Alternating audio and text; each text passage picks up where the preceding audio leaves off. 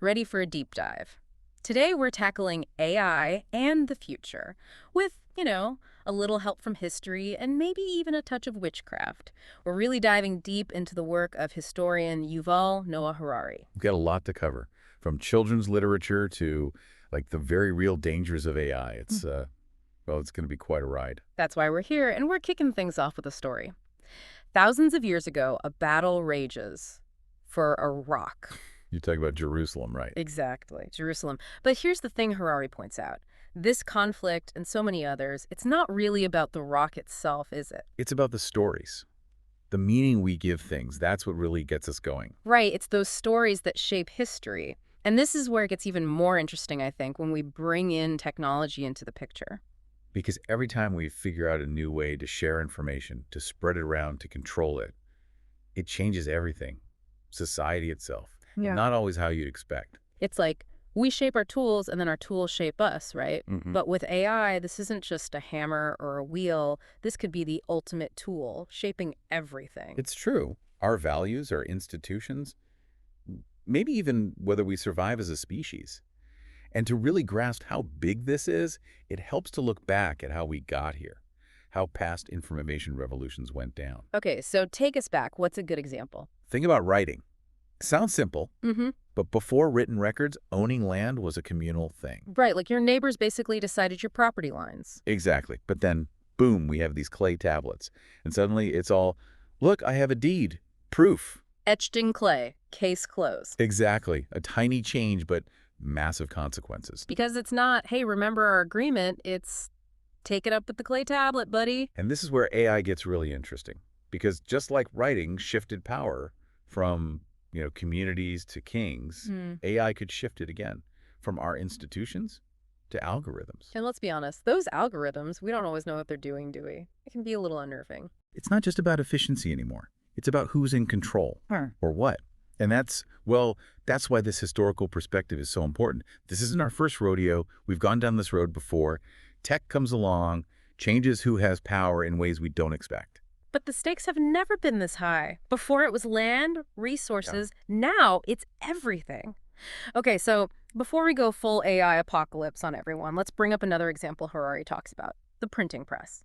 Because this is fascinating, right? This invention, this world changer, also helped fuel centuries of witch hunts. And not just any witch hunts. The Malleus Maleficarum, which became a bestseller thanks to the printing press. The Malleus Maleficarum.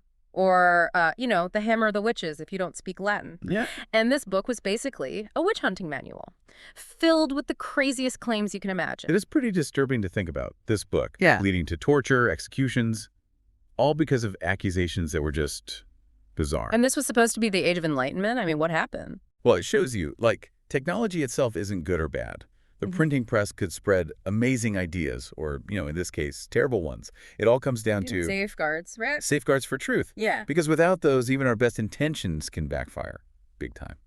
It really makes you wonder if we're repeating that same mistake today.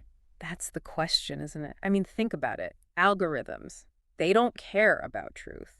They care about what gets clicks, what keeps you scrolling, and misinformation. It spreads like wildfire online. Right. And we've got this growing distrust in the very institutions that are supposed to be guiding us. It's like, are we back in Salem?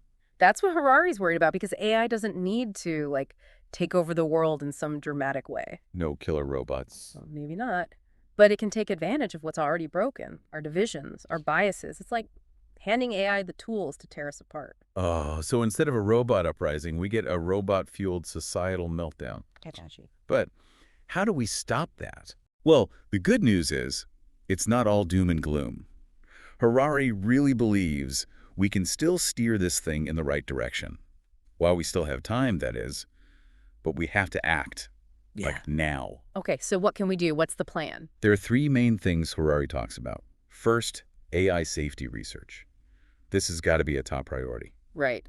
Makes sense. We can't just build the most powerful technology ever and hope for the best. Exactly. We have to understand it, control it, make sure it's working with us, not against us, which brings us to the alignment problem. The alignment? Okay, so what's that? It's the whole question of how do we make sure AI's goals are our goals?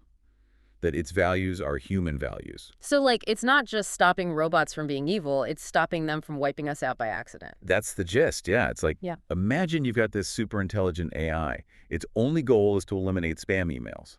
Sounds good. Right. But then it decides the most efficient way to do that is to get rid of humans. Because we're the ones sending all the emails in the first place. Okay, that got dark fast. But, point taken. AI safety research. Check. What's next? This one's huge. Huh.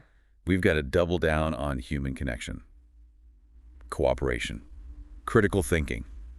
Because AI, it gets us where we're already weak. Right, those divisions, the echo chambers, it's like we're handing AI the weapons to use against us. Exactly. Harari calls it the silicon curtain. Not a physical wall, but, algorithms deciding what we see, what we believe, who we fight with online. And it's working. Look around. And that's exactly the kind of fractured world that AI could, well, let's just say it wouldn't end well.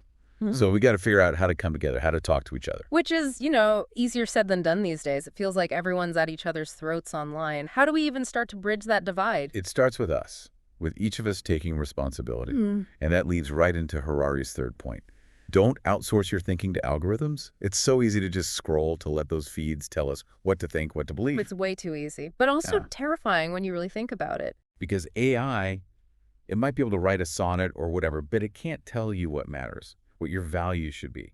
That's on us. So how do we reclaim that power? How do we make sure we're not just puppets for the algorithms? Harari talks about this idea of information hygiene.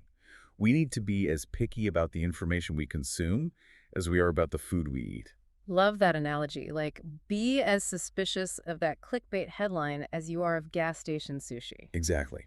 Look for evidence, check your sources, and especially if it's something you really want to be true, double check it. Because confirmation bias is a real thing, right? So be mindful. Quality over quantity. It's not just how much information we take in, but what we do with it. And part of that is being open to hearing things we don't agree with. Yeah. Challenging our own assumptions. Way easier said than done, but Yeah. I see how that's important. It's how we grow as individuals, as a society.